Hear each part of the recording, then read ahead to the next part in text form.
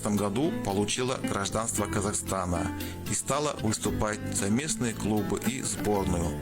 Однако в 2020 году в возрасте 28 лет Кристине пришлось завершить карьеру профессиональной волейболистки из-за повреждений.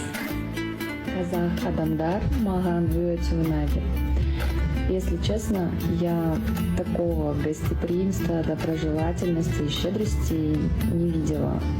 Там, скажем, в странах, в которых я была. Скажешь доброе слово казах, он тебе последнее все отдаст. Особенно это проявляется тогда, когда ты разговариваешь, когда ты другой национальности и разговариваешь, пытаешься говорить с казахами на их языке. Это классно. В общем, мне очень нравятся люди.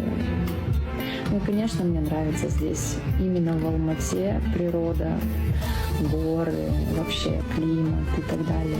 Казахстан просто жақсы көремін.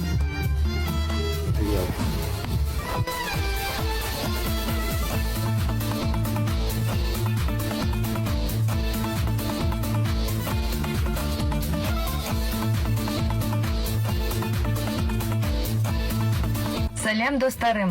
Бүгін туған күнім. Мен 30 жастамын. Қуаныштымын Қазақстанда мерейтой қарсы алу. Сендерден қарлығашын.